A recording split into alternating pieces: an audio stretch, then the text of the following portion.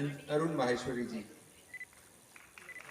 विश्व जागृति मिशन के संस्थापक आध्यात्मिक गुरु सुधांशु महाराज एक कार्यक्रम में पंचकूला स्थित इंद्रधनुष सभागार पहुंचे। कार्यक्रम की शुरुआत दीप प्रज्वलन के साथ हुई। हरियाणा के विधानसभा स्पीकर ज्ञानचंद गुप्ता, पंचकूला के महापौर कुलभूषण गोयल, राष्ट्रीय स्वयंसेवक संघ के रमाकांत, महाराजा अग्रसेन विश्वविद्यालय चंडीगढ़ के कुलपति प्रोफेसर आर के गुप्ता, पीजीआई MER चंडीगढ़ में एंडोक्रिनोलॉजी के विभाग अध्यक्ष डॉक्टर संजय भड़ाड़ा, PU चंडीगढ़ के पूर्व DUI professor Madhurka, Lakshmi N Maheshwari, Panchkula के जाने माने व्यवसायी अरुण शामिल हुए। सुधांशु जी महाराज ने जीवन में सफलता पाने की कुंजी विषय पर एक व्याख्यान भी दिया, जिसे सुनने के लिए सभागार में उनके भक्तों की भारी भीड़ उमड़ी। उन्होंने कहा कि जीवन में सफलता पाने के लिए मन का संतुलन होना बहुत ज़रूरी है। गलत विचारों पर ब्रेक लगाना पड़ता है, बीती बातों को छोड़ना पड़ता है, तब मिलती है जीवन में सफलता। देखें पंचकूला से पत्रकार राजीव ठाकुर की ये रिपोर्ट।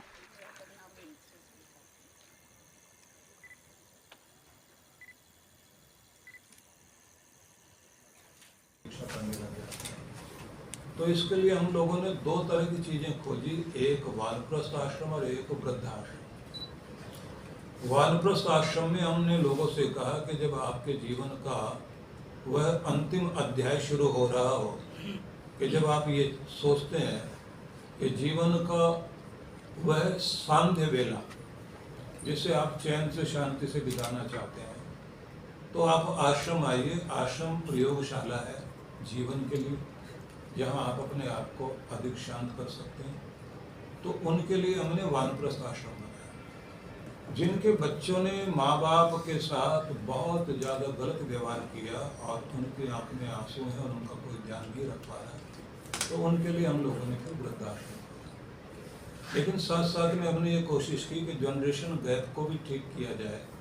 इसलिए एक परंपरा और शुरू कराई कि 15 दिन हम लोग श्राद्ध मनाते हैं हिंदू समाज के लोग, तो कम से कम एक दिन वो भी मनाया जाना चाहिए कि जब जीवित माता पिता का सम्मान दिवस के रूप में आप श्रद्धा पर्व मनाएं। उसको हम कहते हैं कि जिस दिन श्राद्ध खत्म हो जाए, अगला दिन जैसे ही नवरात्र का आता है, उसे आप श्रद्धा पर्व के रूप में, श्रद्धा के त्यौहार के रूप में मनाइए।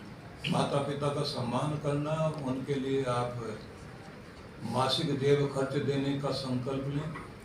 साथ साथ ये कोशिश करें कि महीने में एक बार अपने माता पिता को आप घुमाने के लिए ले जाएं और फिर उनका कोई वीडियो बना करके उनकी स्मृति को चिरस्थायी करें, जिससे जब वे नहीं रहें तो कम से कम आप उनको बोलते हुए, हंसते हुए देखें कि आपकी जड़ यहाँ है। ये एक साथ जगमगाते हैं तो दीपावली तब होती है। ठीक इसी तरह से अगर सभी लोग अपना अपना प्रयास करें तो बहुत कुछ अच्छा हो सकता है। पूरे खेत में अगर एक मीठे पानी का कुआं निकल आए तो बंजर जमीन को हरा भरा कर देता है। किसी एक घर में अगर कोई एक समझदार व्यक्ति हो, सारे घर को जोड़ लेता है। एक दुर्योधन और शकुनी के होते हुए अच्छे भले परिवार उजड़ जाते हैं। तो हमारी कोशिश होनी चाहिए कि व्यक्ति के मनों पर भी काम हो और बाहरी जीवन पर भी काम होना चाहिए। इसी के लिए आज हम लोग प्रयास कर रहे हैं, जन जागरण का भी, लोगों के मन में शांति लाने का भी, ध्यान के माध्यम से भी, सत्संग में जागृति लाने के माध्यम से भी और जन चेतना जागृत करने के लिए भी। साथ में हम ये भी कहते हैं कि आप अगर अपने जीवन में भगवान की भक्ति करते हैं तो वो भी आपके जीवन में शांति लाने का एक बहुत बड़ा माध्यम है। और धर्म को इस रूप में समझा जाए कि यदि आप दूसरों का जीवन जीने में आसानी पैदा करते हैं तो सच में आप धार्मिक हैं, और अगर आप दूसरों का जीवन जीने में मुश्किल में डाल रहे हैं दूसरों को, तो फिर वो धर्म नहीं है। इसलिए हमारे ग्रंथों में ये कहा है, आत्म प्रतिकूलानि परिश्रम न समाचरे।